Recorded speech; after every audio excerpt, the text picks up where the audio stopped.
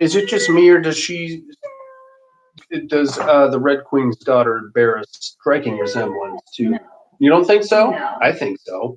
It's creepy to me. Me, it's creepy. We are now live on YouTube. Not that anybody gives a shit. Okay, let's get ourselves into a podcast here, inmates, shall we? Inmates and psycho bunnies out there. I know we got a few of them. Oh, sorry. I'm gonna just put that on top of it. Aaron. Hi, Alan. Aaron, Alan, thank you very much for joining us. Alan, I hope you didn't get a speeding ticket when you were calling into the podcast, or a reckless endangerment, whatever the case may be. I don't know. Hopefully everything's all right. Dude, we're not going to cover your ticket. That's on you. But we will sympathize with you while you're standing in line at the DMV to get those points taken off your license or put on. However, I don't know how the Alabama DMV works. All right, let's get down to business here, motherfuckers. Okay, is everybody's microphone on? Can we check that real quick? Yep. All right, yeah? Yes, okay, excellent. That's right, inmates. We are talking about Poltergeist 2, The Other Side from 1986. This one got a lowly 5.3 stars on IMDb. Stars Joe Beth Williams, Greg T. Nelson, and Heather O'Rourke, the untimely departed Heather O'Rourke, I should say. The Curse of the Poltergeist franchise. Was anybody up to speed on this thing? Yes. The Native American dude died. Dominique Dunn, of course, died. Yes. Was it just me, or did I completely miss a mention of her character at all in this movie? Was there something there? Because they just completely, it seemed to me that they just didn't even bring her up at all. No. As if she never existed in this movie. I could be wrong. There could be, did they say something? I don't know. No, I don't think we did. Okay. I never noticed it. I didn't notice it, and that's kind of fucked up. And I think that they owe the Dominique Dunn estate an apology or something. I don't know. I don't know what they should do about that, but kind of fucked up that they did that. Anyway, so we're going to pick up with the Freelings, Stephen and Diane, Craig T. Nelson and Joe Beth Williams, immediately following the events of Poltergeist 1, in which their house, as you'll recall, imploded on itself, which was actually pretty dope. I think that was one of the best parts of the whole movie. So now they're living with Diane's mom, and we don't really need to get to know this older lady because she's not going to be around much longer. But the crux of the story is that we're now learning that there is more to the Cuesta Verde subdevelopment and estate than we had even come to know in Poltergeist 1. Right. So you'll recall in Poltergeist 1, they built the houses on top of a cemetery, but you only move the headstones! Right. You only move the headstones! Which is actually, I think, physically impossible. I mean, you can do that, and you can build a house on top of it. I don't think you can run any utilities to said house. No sewer. No sewage, no electric. Well, you could probably do electric. Gas, I don't think is going to happen. There's a lot of what I like to call red flags going on here. But it's 1982, so who gives a shit? I'm perfectly okay to sign off on all of this nonsense. So now they're living, our family, the Freelings, is living with Diane's mom. And they're still the yuppies that we've come to know and love. Apparently, Stephen has gotten himself a job selling vacuums door to door. Yeah. Which sounds like the most demeaning job ever known to man. Great vacuum job. I hope you're nailing horny housewives, because that's probably the only benefit. You're not making any money, clearly, selling vacuums door to door. But you need to buy this. Yeah, it's got look at the long hose on this one. You can get all those possible corners. You getting turned on, Monica? Well, if you look like Tom Hardy, you can come over and sell me. Hey, I'll buy it. So that really sucks, but that's all well and good because we're gonna pick up with a weird Native American ceremony. That's where the movie starts. Yep. We have a older Native American sitting on a weird rock formation, having himself a fire, which is all well and good, a campfire. And then an older Native American appears, and they have like a chanting off. I don't know what you call that. And then an eagle flies by, and then the slightly younger Native American gets up and does like a "I'm the champion" kind of a pose, and then we roll right into our Freeling story. Mhm. All this is going to come into play later. So from there, we're going to catch up with the Freelings, now living with Diane's mom, which sucks. It's humiliating for Steven, I'll give you that. Mhm. Inmates, you're probably wondering what's going on with Monica's nipples right now. We've got some news for you.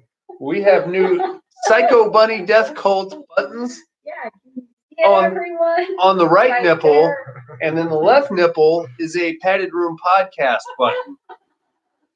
Bra not included. Hey, whatever you guys, I mean, if you want to pay a little extra, I will. could probably pierce I'll steal one of her bras and send them to you. If you want to, it's patreon.com/paddedroompod is where you find those. Yeah, there you go. Boom. So now we're with the Freelings, okay? It's all well and good. They're living with Diane's mom. We're going to get a kind of a silly situation here where they're having a picnic. Diane's mom is knitting through said picnic, and she asks Carol Ann to retrieve her various colors of yarn. Carol Ann does this without looking. So what we're saying is Carol Ann has just become Danny Torrance of The Shining, because now she's all of a sudden psychic, even though that doesn't make any fucking sense, since none of this came to fruition in the first movie. Whatever. All right, let's just glaze past. She's psychic now. It's fine. Sure. Who cares? Why not? Yeah, who gives a shit? Anyway, that's fine. So now we're going to roll right into our main story. Okay, now the weird shit is starting to happen around Mom's house. Okay, it's kind of subtle at first, as it should be. We got a vacuum that takes off on its own, and everybody kind of does like, ooh, what the fuck is this? Like, as if, hey, Here we go again. we're all veterans of paranormal situations, so vacuum, look out. Yeah. That's fine. It's all, but then you find out it was plugged in weird or whatever. Now here's the thing, though. Okay, we're right off the get go, we're going to discover some family issues going on with our beloved Freelings. For example, we never see Greg T. Nelson in this movie without an alcoholic beverage in his hand. Can you blame him? I would be pretty hammered too. I would be fucking sloshed. After that first one, whoo, dude. You know what? It's drunk town for me, day in, day out. I'm gonna find some strip clubs too, because I feel like, anybody heard of a haunted strip club? No. So that sounds like a pretty safe bet for me. A good place for me to be is a strip club.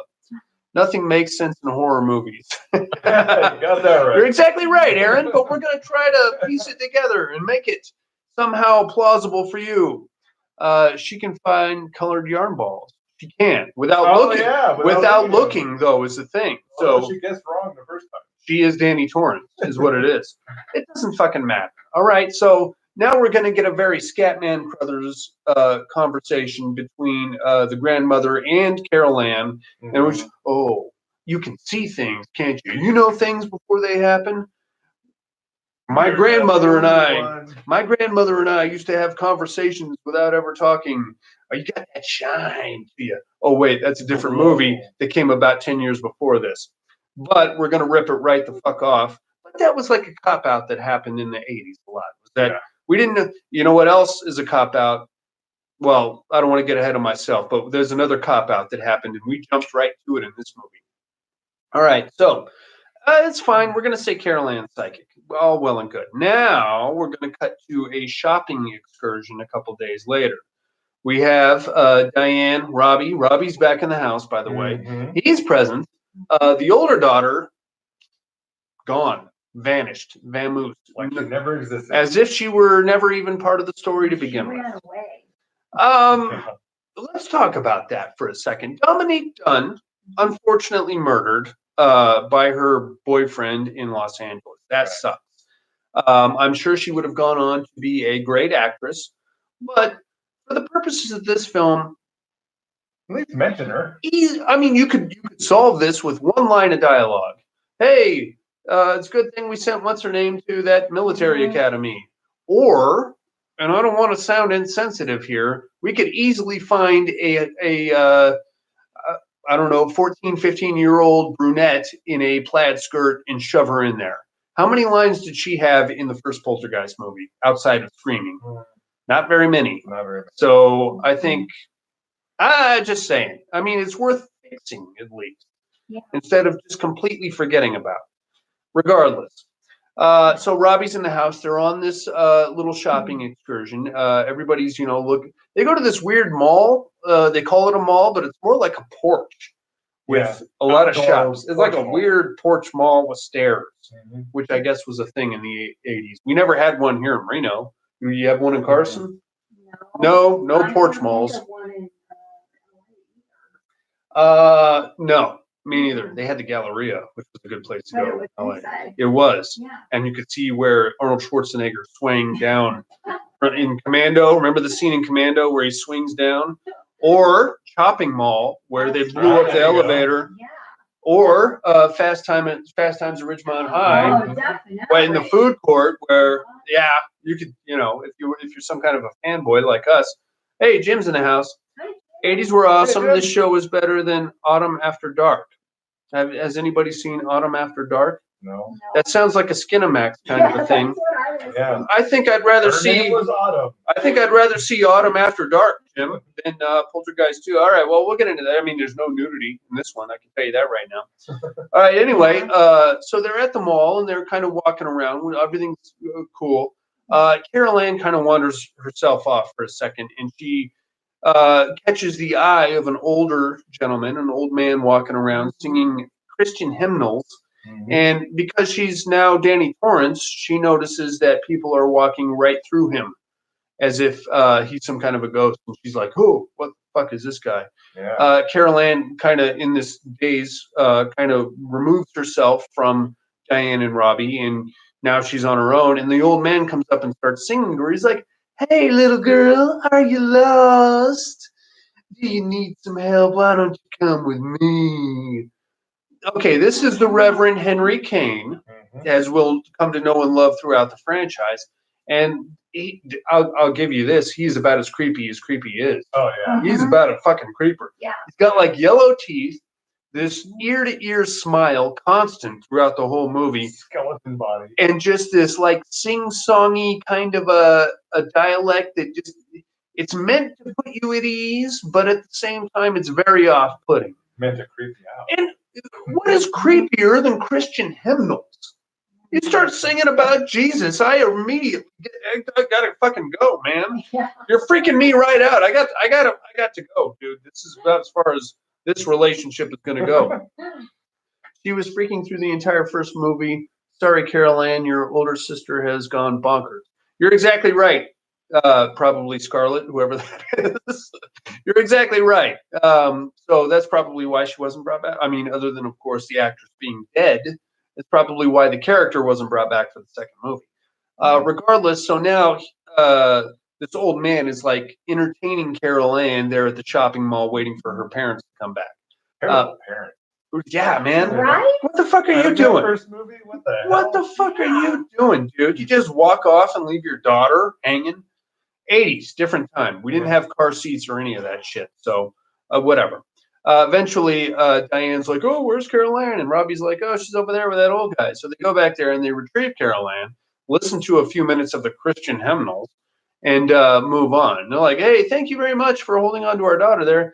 No problem at all." Ooh, shit.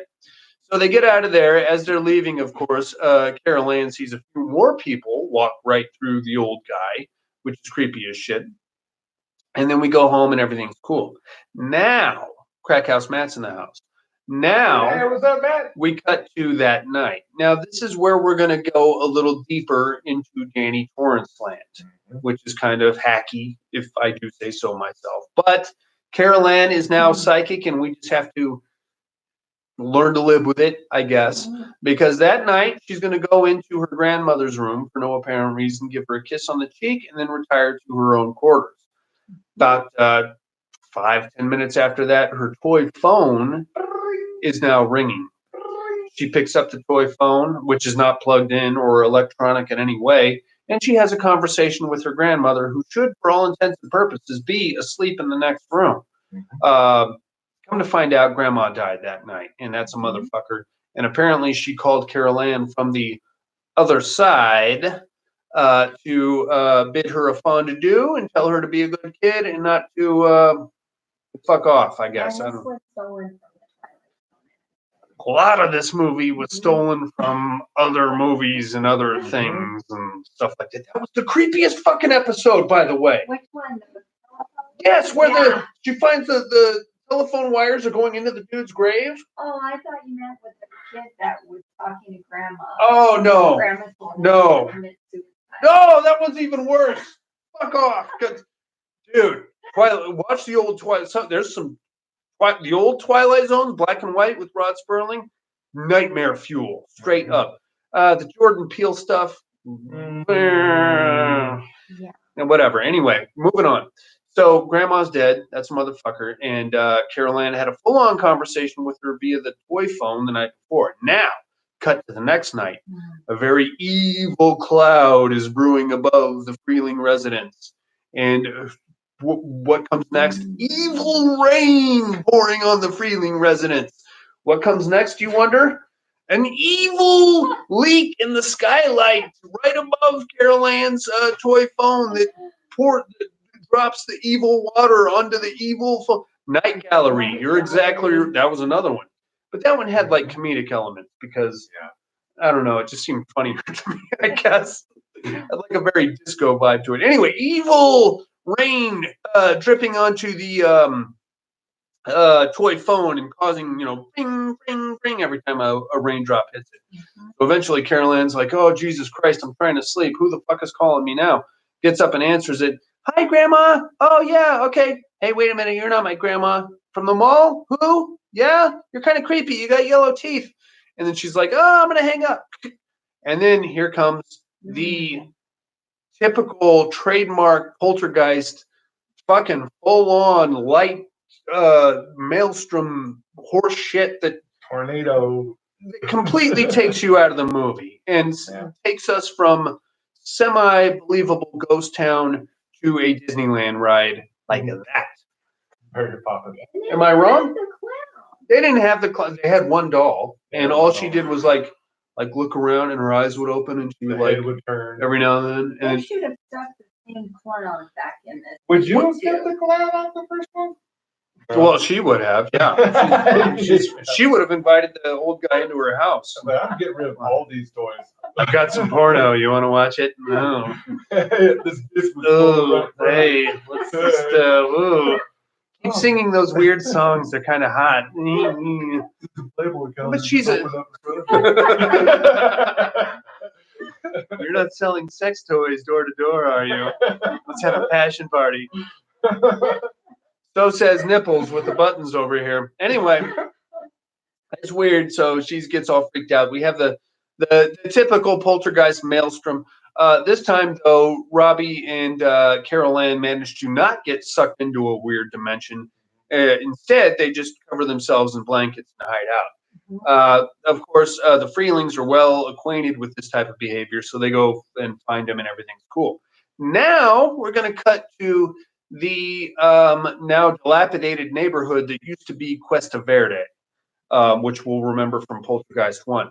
Now the whole stretch is like just a ruin. It's like a continuous 24-hour dust storm that's blowing through there. All the lawns are like dead, and the houses are all up for sale, and it's fucked. The whole shit is fucked. And we've got a weird archaeological dig going on right at the site of the old Freeling house, and Tangina is leading this little situation. You'll remember Tangina from the first movie, played by Zelda Rubinstein, who, in my humble opinion, has the most annoying voice. It's like fingers on a chalkboard to me. And I'm sorry, it's just me. I'm sure she was a wonderful lady and actress, and she did what was that reality show, Scariest Places on Earth? She did the voice for that too, and I couldn't watch it because I can't stand her voice. I'm sorry. That's just me. I'm sure she's great. I apologize, but I can't handle it. But anyway, now she's all of a sudden an archaeologist, and we can tell she's an archaeologist because she has that weird tactical vest on while she's there with all the pockets. They give it away. Yeah, so she's got, I assume she has like tools and like first aid kits in all these pockets. I don't know what the fuck she's doing. Anyway, she rolls up and she's like, there's a hole underneath the pool. And come to find out, underneath what was the Freelings pool that caused all the problems to begin with in the first movie, there's another hole underneath that fucking thing that nobody even came to look at or mention during the construction of Cuesta Verde Estates or any. Nope. How are we going to get gas to this house? Okay, whatever. I don't care. I don't even care anymore. But now there's a giant hole, and dig this. There's a tomb underneath. No pun intended. There's a tomb underneath the fucking pool. You through the hole. You go. Okay, so you got your pool. Underneath the pool is a hole. You go down into the hole. It's like a giant tomb down there, dude. Is what we're saying. And now Tangi is down there, and we're going to recognize that she has the Native American in the beginning of the movie. He's down there too, and they're both poking around all kinds of skeletons, cave markings, weird bugs, and silverfish. That's pretty cool. Who gives a shit? Don't ask questions, Monica. You're asking too many questions. Stop thinking about this. Okay? It's like her head. Yeah, just stop thinking about it. Doesn't matter. So he's like, "Oh, check all this shit out." And she gets the Native American guy down there, and she's like, "We're gonna meet this dude. His name's Taylor." She like high fives him, and she's like, "Taylor, this is exactly what I thought it was." And then Taylor's like, "Mm-hmm. Where's the family now?" And then now this is where we're at. So we're gonna cut to a couple nights later. Family has another paranormal encounter in which the inside of the house gets very windy and earthquakey, and they're like, "You know what? We've seen this shit before. We're going to get right the fuck out of here, and that'll be the end of that." So they pack, as they should, right? They all pack overnight bags and jump into the weirdo station wagon, and they're hauling ass out. As they're leaving the house, though, Taylor is walking up, and he's like, "I've come to protect you." And Steven is like, "Great, you stay here. We're gone. Hop in the station wagon. Adios." We don't know. I assume that Taylor just stays there by himself for that night in the middle of the weird earthquakey situation. So they're like, "Yeah, we're out of here, dude." Now, this is where things get very silly. And by like even more silly than they already are. Because now we're going to go to a weird truck stop / Denny's type of an operation, middle of the night. Again, Stephen Freeling drinking a beer, as he should, while everybody else is enjoying their moons over Miami.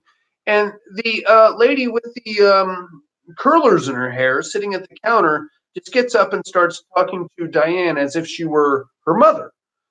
"Diane, you've got to fight this thing. You can't run. He's just going to follow you." And then Diane's like, "Oh my God, Mom." And then the lady with the curlers is like, "I'm not your mom, you crazy lady." And then she hauls ass out of there.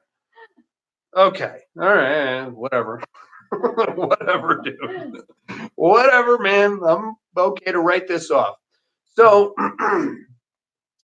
now they like kind of resolve themselves to go back, meet with Taylor, which they do because they really don't have anywhere else to go. They're broke. The insurance claim keeps getting denied because who the fuck is going to buy the imploding house gag? Right. Or the disappearing house gag, for that matter. Yeah. And so now they have nowhere else to go, so they go right back to Mom's house to deal with the paranormal situation, as it is.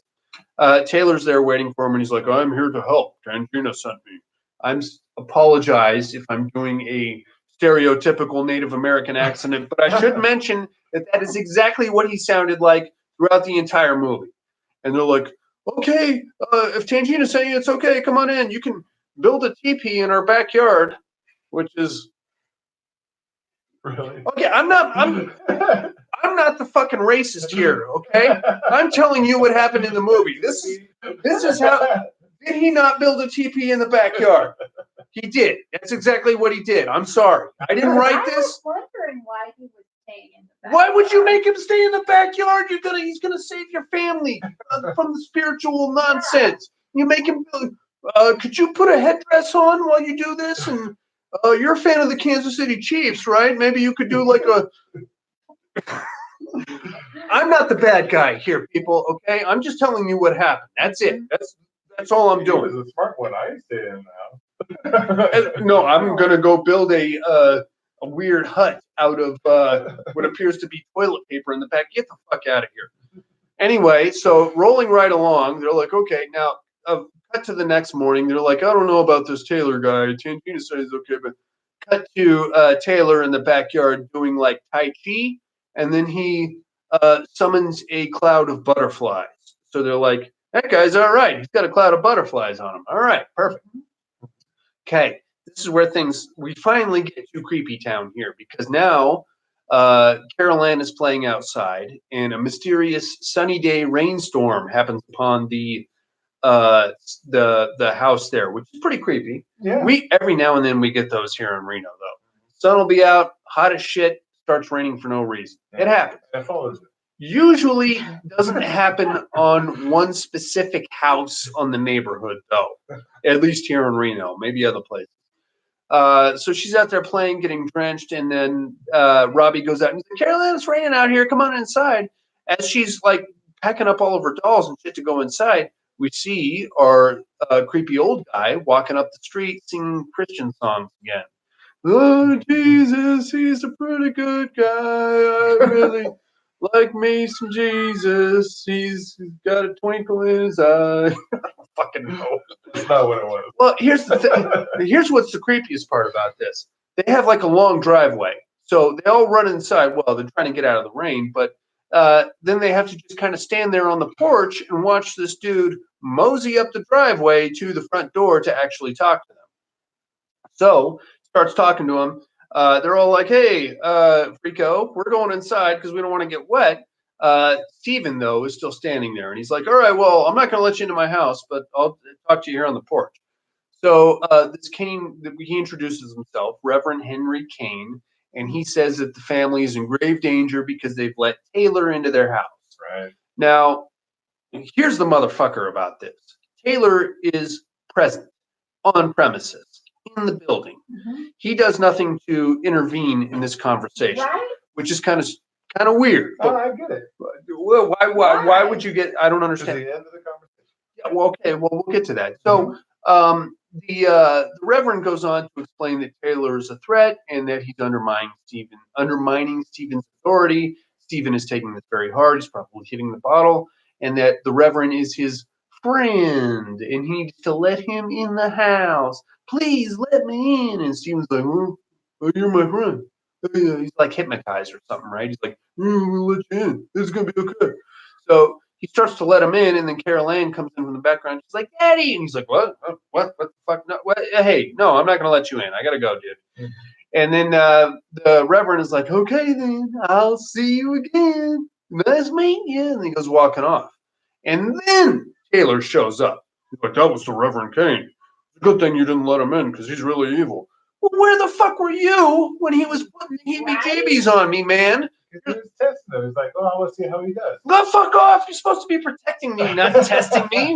What the hell, man? I let you set up a teepee in my backyard, and all you're doing is fucking off in my kitchen while I'm doing battle with the evil Reverend here. You're supposed to, how about a cloud of butterflies, fucko? That's what we need right about now.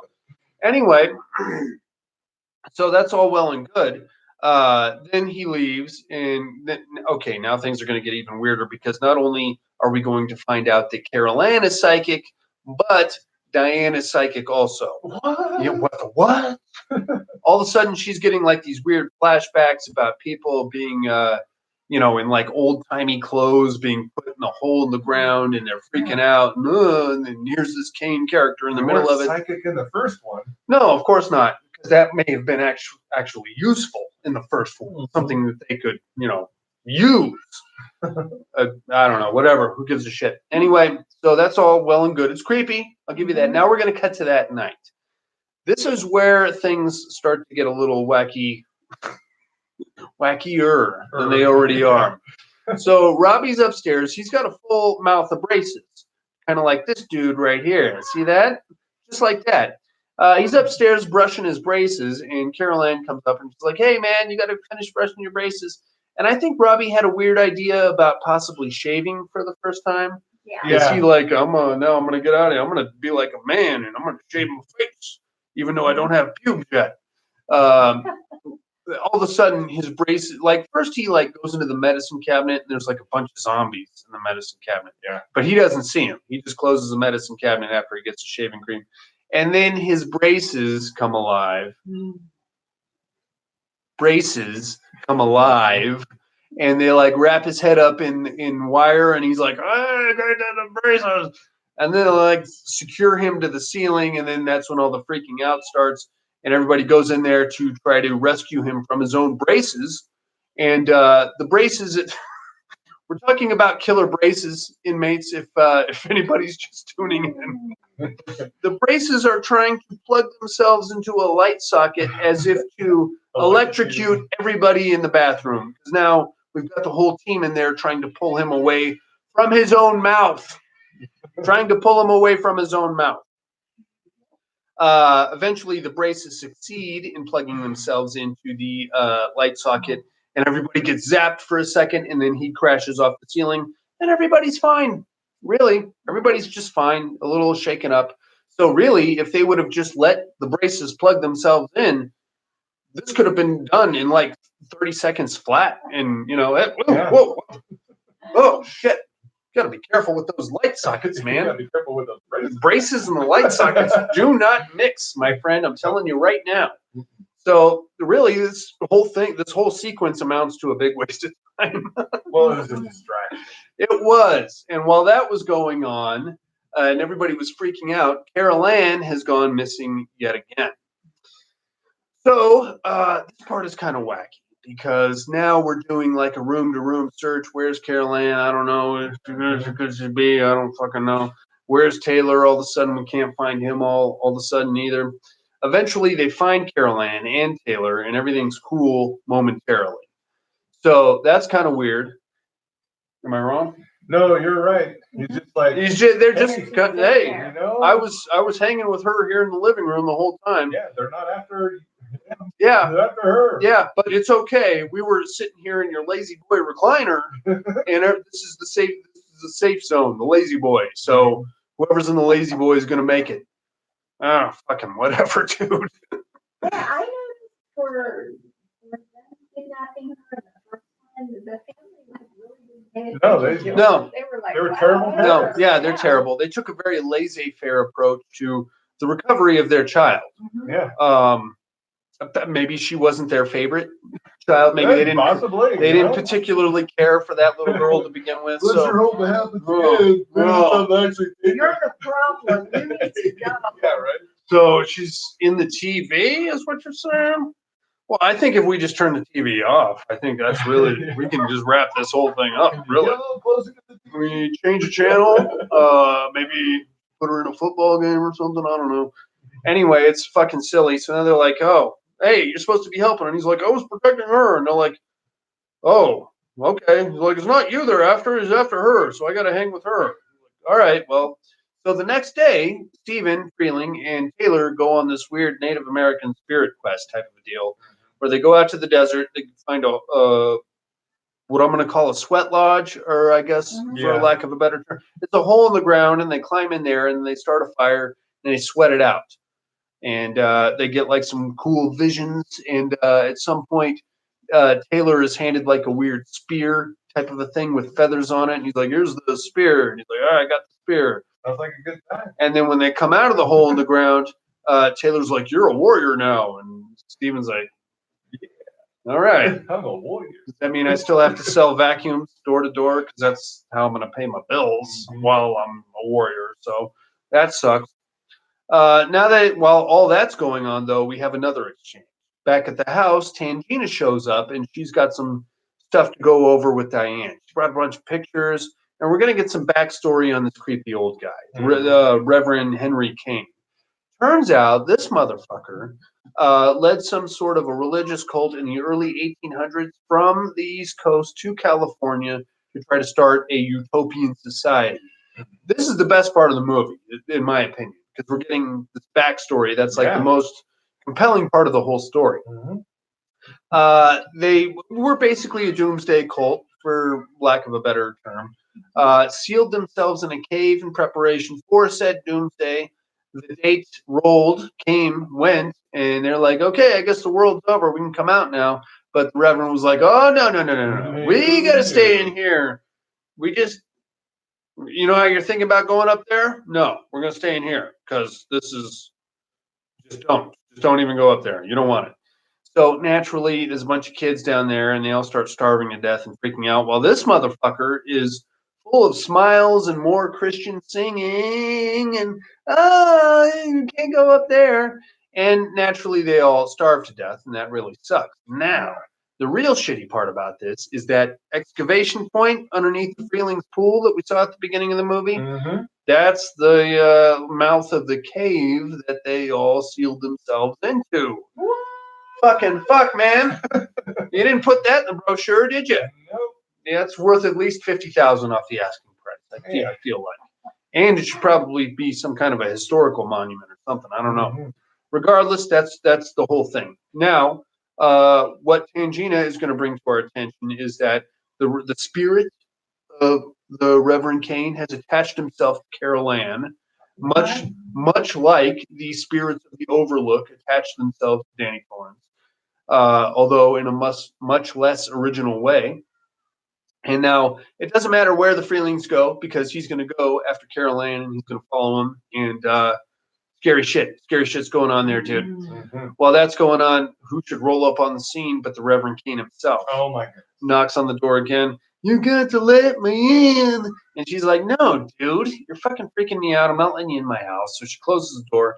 And again, the maelstrom.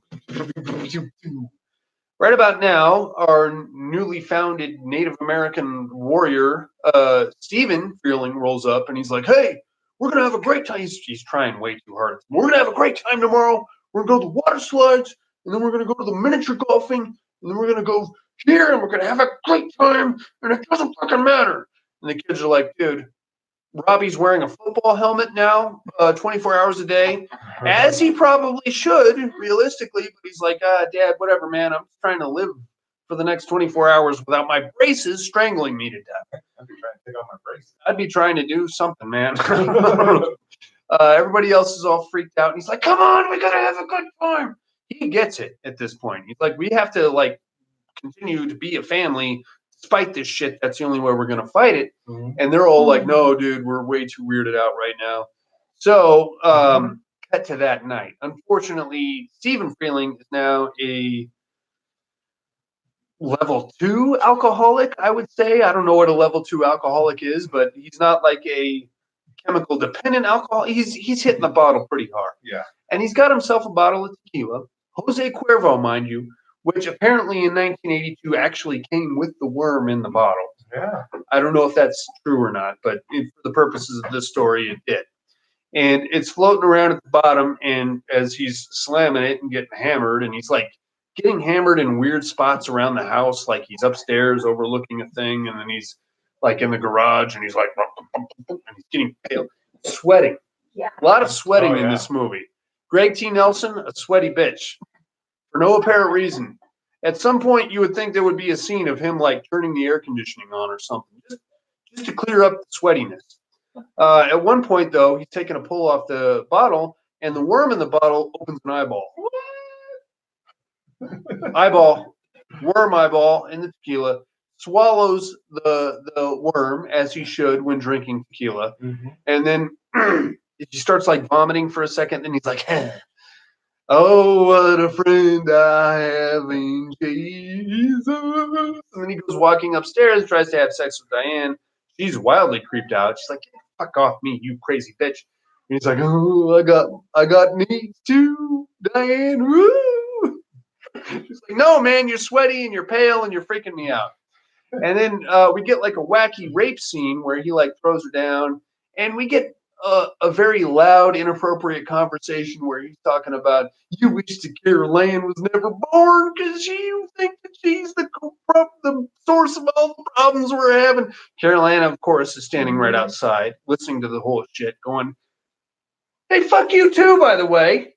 And then weird rape scene. At one point, though, Diane just starts like grabs him by the face and is like, "I love you, I love you, I love you." And then he's like, "Oh, and and then he climbs off her and vomits up. A big one. He vomits up Uncle Frank from Hellraiser. I think Yeah. is the best way to nail this one in. Uncle Frank comes right out of his mouth. Now, it's a weird thing with this movie. A lot of this movie is like, I found it to be anyway, very oral centric. A lot of mouth stuff going on here. And it's kind of, I mean, it's unsettling. And I don't know if that was the director's purpose or if he was some kind of a mouth perv or something like that. Oh, for fuck's sake. Oh, My daughter agrees with me, and she does not approve, by the way. Yeah, mouth stuff. Gotta go, man. So vomits up this big long worm thing, which morphs into Uncle Frank, and then goes. But it's not like a full Uncle Frank. It's like a. It's got like flippers. It's kind of like Justin Long from Tusk, Yeah, but, no legs. but with like skeleton Justin Long, because it goes like it's like and then it goes like pattering down the hallway. Now, this part is very strange to me because clearly this piece of shit, whatever this fucking thing is after my daughter. Mm-hmm. So my instinct at this point would be to get to my daughter as fast as I possibly could. You think? Yeah. They, on the other hand, decide they're going to play cops and robbers throughout the house, which is they turn all the lights off and they start skulking about the house, quietly whispering for the kids. Hey, kids, are you in here? Where's the? I don't fucking know. Where are they? This is like an 8-minute chunk of the movie right here is them skulking about the house. Eventually, they find the kids and they're like, "We gotta get the fuck out of here." So they haul ass for the door, but Uncle Frank has now turned into a full H.P. Lovecraft fucking tentacles, like a lot of like I don't. It's like a shuggoth. If you know what a shuggoth is from H.P. Lovecraft, it's got tentacles and it's made of like gelatinous sludge, and it's like, and then it tries to grab them, but then they get free. They manage to get outside the house where they meet Tangina, who just happened to be passing by, I suppose.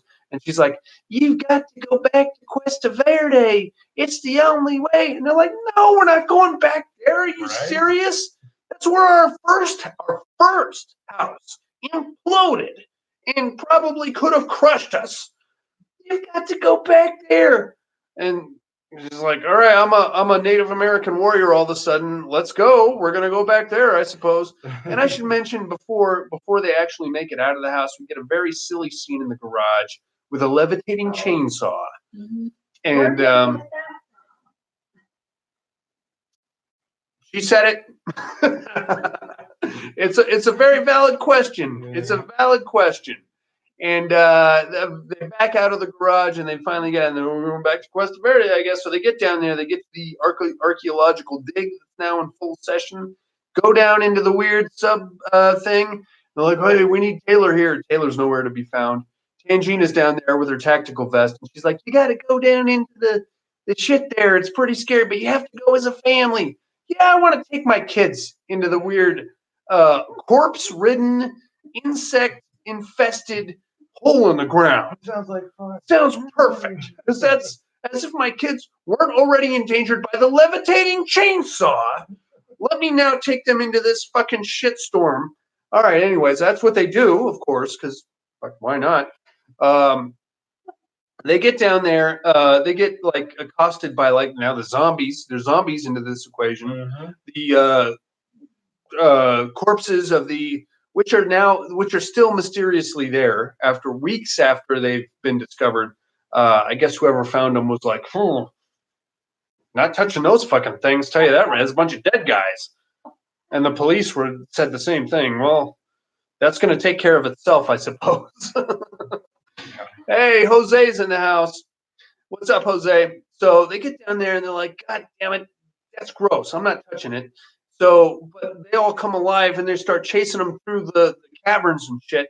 They're hauling ass trying to get the fuck out of there. They get to the mouth of the cave where Taylor has set up shop, and he's got himself all of a sudden a campfire and with the weird flames and the smoke. And then he's like, "Hey, you got to get into the.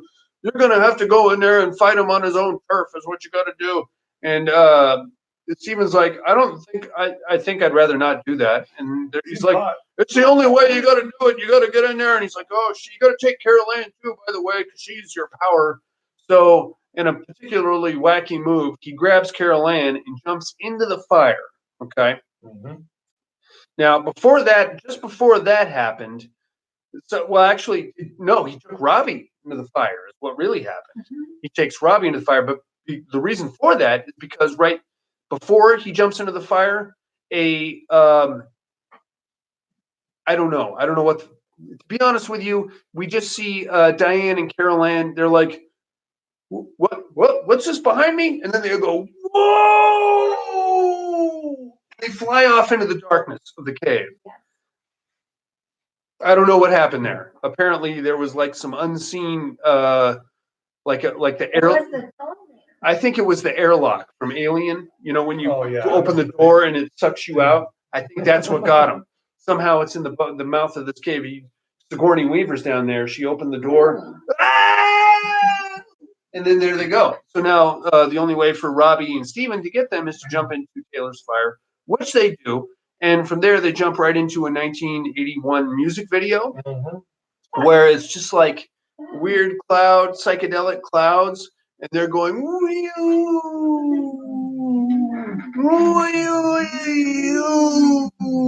and then through these psychedelic clouds at the end, they see Carol Ann and Diane like off in the distance, and we get like the Sistine Chapel thing, you know, where they're like, I'm gonna touch your finger tips. Yeah. Give me the fingertips there. Oh, I gotta get it. Give me your fingertips. And then they get them, and they're like, yeah. But he grabs Diane, but Carol Ann, like the preacher shows up, and he's like, give me that Carol Ann. And they go flying off. They're like, Carol Ann, no. And they're like, we gotta go get her. But then Steven's like, no, she's gone. There's nothing we can do. And I know, he gave up pretty quick. Yeah. I guess that's it. Well, time to go home. Again, I don't think anybody particularly cared for Carol Ann all that much. Except for Taylor. Taylor was all right with her. But again, there she goes. Oh, fuck. Well, we're going to get back or we're going to be lost on the other side. And they're like, shit. All right. You take it easy. We're going to see you. We're going to see you around there. And then they're headed apparently back to Taylor's fire. But then Ghost Grandma shows up. And she's like, she's got like the billowing robes and all that stuff. And she's like, ooh, here I come. Here I come through the ether of the 80s clouds. And she's like, oh, here's Carol Ann. I didn't particularly want her over here either, so you can take her back. And then they're like, oh, Carol Ann, perfect. We were just coming to look for you. Yeah, here, great. Good to have you back. And then they all go shooting out of Taylor's fire back at the mouth of the cave. And the sun's coming up, and they get back in their station. Well, Taylor takes their messed up ass station wagon. And that's pretty much the end of your movie right there, inmates. Poltergeist 2. Yeah. Right. You know what I've discovered? What? Nostalgia is bullshit. I'm sorry. I love me some 80s nostalgia, but think about some of your favorite horror films from when you were a kid. Mm-hmm. Watch them now, and I think you'll agree with us that they are not actually that good. I'm sorry. It pains me to say that, but goddamn it, I sat through The Children from 1981. That movie is ridiculous. Struck a chord with me when I was, 7, 8? I don't know, but that was my quote-unquote first kiss into horror. Watched it a couple days, 2-3 weeks ago for the purposes of this podcast. And I have to admit to you that movie is dog shit. And I'm sorry. I don't know who I'm apologizing to other than myself, but it's true. That movie's dog shit. Zombie kids, you get your fingernails black and your hands cut off. It doesn't make any fucking sense. That being said, Poltergeist 2, buddy. You loved it when you were a kid, I assume, or it scared you, whatever the case may be. Not so much anymore. Not so much anymore. Tell us how you really felt, man. Did you dig it? Were you into it? No. Was there any redeeming qualities to it? The old man. The old man was really about it. The Reverend Kane. I would love to see a Poltergeist 2. No, I don't. I don't want to see it actually. I was like, really? But the idea of a Poltergeist 2 prequel that is not Poltergeist, the original Poltergeist. I want to know more about Reverend Kane and his bag utopian cult and all that shit. Yeah. That's where And just call it Reverend Kane. just call it that. Call it We could just go down to 4th Street and get you one and have them come to your house. I know I could point you in the right direction. Right. They'd come to your house, beg you to be let in for dude, we would scare the piss out of Chuck. Oh, man. Chuck would shit his pants. Yeah, you would. Chuck would take a fat dump. Okay, I'm not letting you in. I really want you to leave. No, I feel like Yeah. He'll probably pull out his gun. Hey, brother. Okay, listen. If you don't get out of here, I'm going to call the cops. And if you still don't get out of here, then I'm probably going to have to tase you or something. I don't know. But you got to leave either way. Guys, I would love to blow smoke up your ass and tell you how great Poltergeist 2 is. It's not that good. I would say that it's better than the first one, just in the only redeeming quality being that our villain has a face and it's very creepy. Whereas the first one, our villain is a bunch of ghosts, which is still creepy, but they dipped right into Silly Town 35 minutes into the movie. And then they weren't that creepy anymore. They were just kind of silly. Mhm. You're dealing with a toy vortex. The kids wearing football helmets getting slid up and down the kitchen floor. The tree was pretty cool. The tree was all right. The clown was all right. The sequence with the chairs, that was pretty dope. Sliding across the floor. That's dumb. That's dumb, man. That's some dumb shit. And the Incredible Hulk action figure riding a unicorn and flipping you off as he floats past, that was dumb too. I'm sorry. The skeleton horse that rides down the stairs at the end, kind of fucking silly when you watch it now. I'm sorry. All right. If this is sacred territory for you, then I apologize. But I defy you to watch it again. Hey, Troy. Hey, Troy. Troy knows exactly what I'm talking about. I defy you to watch it tomorrow and tell me if you feel the same way. That's all I'm saying. Poltergeist 2, outside of the Reverend Henry Kane, not that great. We borrowed a lot from a lot of different movies here. The Shining, most notably. Carol Ann is supposed to be psychic, although that is not touched upon outside of blindly grabbing yarn piles from her grandmother's basket ever again throughout the movie. Same thing with Diane. So a little funny fact for you, though, is that Diane had a flashback when she was 8 years old with her mother out the garden there. Had the exact same haircut. Yeah. Which is hilarious to me. I don't know, this is something I picked up on. Anyway, that's all I got on. What is Troy's Poltergeist 2 was fun? Hey, what movie is it's not, I find it to be better than the original, the first Poltergeist, Troy. That's just my opinion. And that's based solely on the mythology of Reverend Kane, the creepiness of that old guy that played him, yellow teeth and all, the Quaker Oats outfit. If I had a Quaker Oats hat, I would wear it with this suit specifically for this episode. I unfortunately do not. I apologize. Other than that, that's all I got on Poltergeist 2. Monica, how did you feel about Poltergeist 2, baby doll? You hated it. You know what the worst part for me was? So when I started the movie, I found it on a site. Right, yeah. And oh my God, it kept buffering. It would play 2 minutes, buffer, and I'm like, Jesus Christ, I'm never going to get through this movie.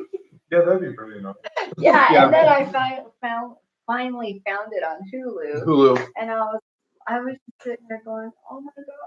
I watched it on Amazon Prime. I watched it on Tubi, and I love me some Tubi, except they've got a weird algorithm with their commercials. They play commercials during the movies.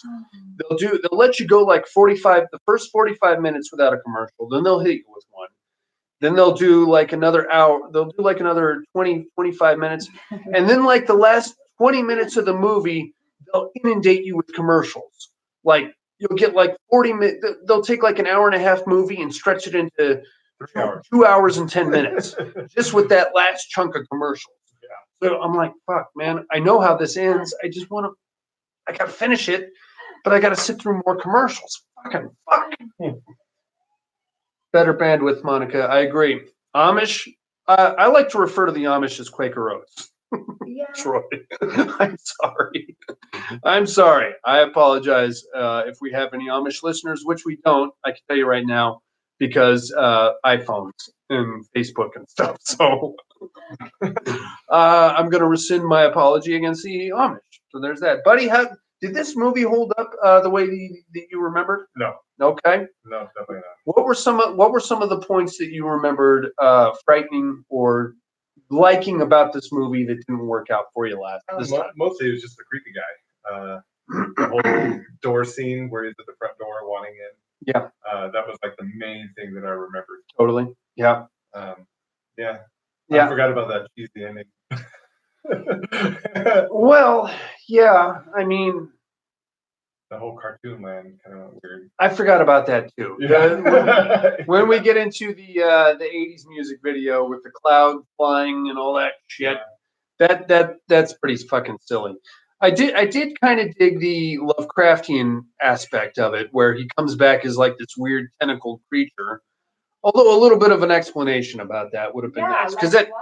it didn't make any fucking sense. All of a sudden, he's got tentacles and he's like this big globule mess in the and apparently he's half a tequila worm, and that makes sense somehow. I don't know, man.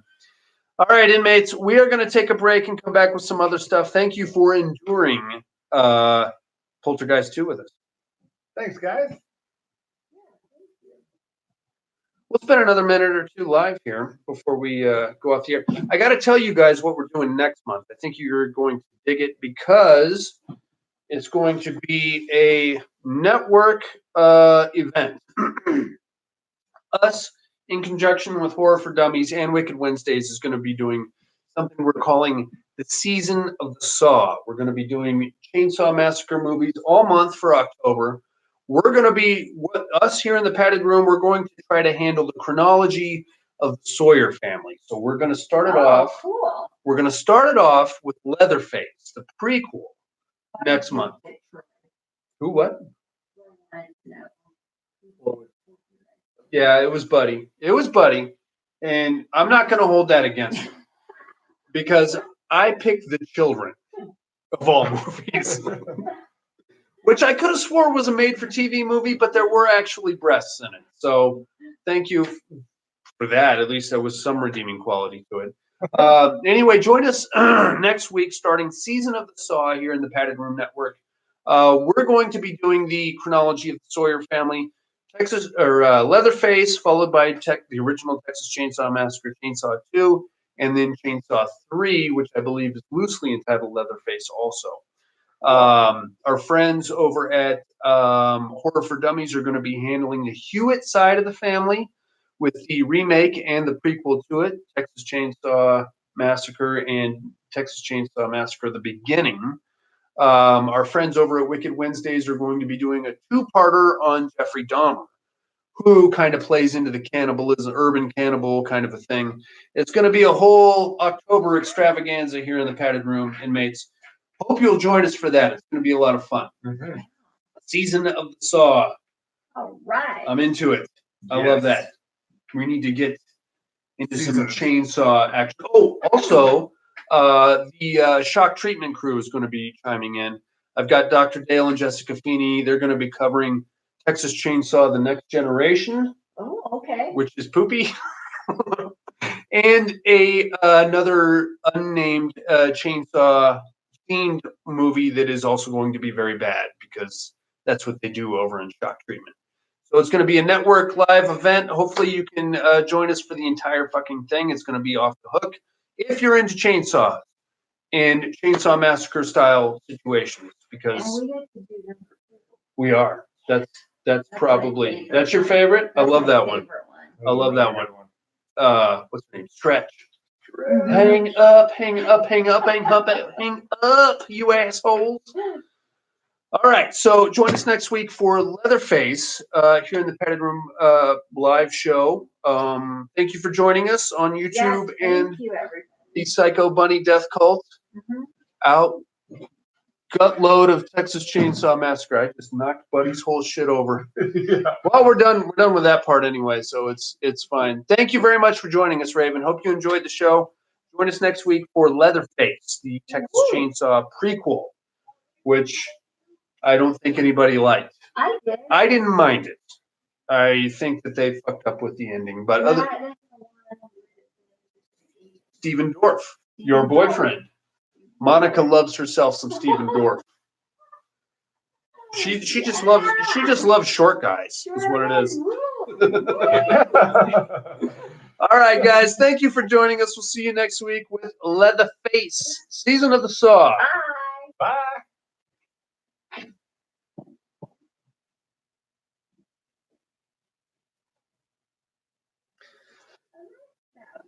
I wasn't mad at it till the end. The whole movie, you're expecting the big fat retard to be Yeah. Leatherface. Yeah, you're wondering. And then at how the did end, he you're get like- fat in 1978? And you're like, it's a smart kid. Why is he such a doter in the movie? Yeah. Yeah. Brushing your teeth. Good job. You guys done? We're almost done. You alive? Yeah, they So which probably one are we watching? the Leatherface. 2017 Steven Dorff one? Yes.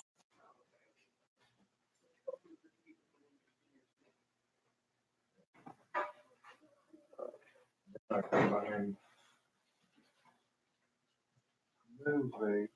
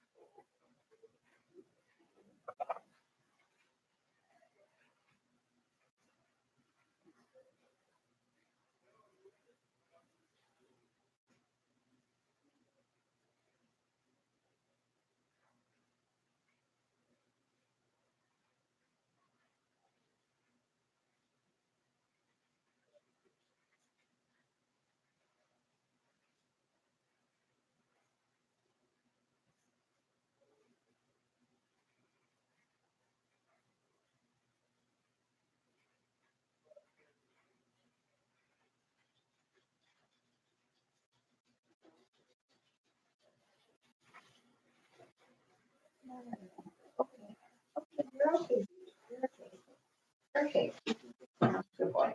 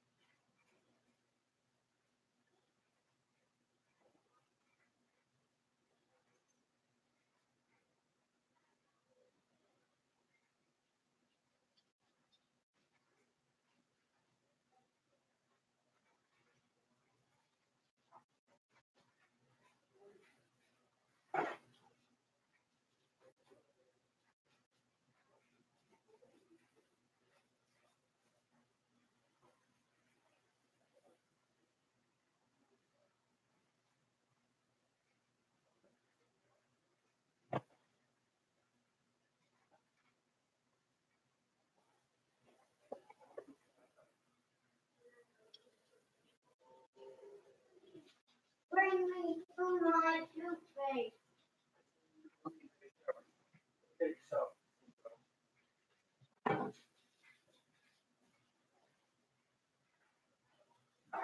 And now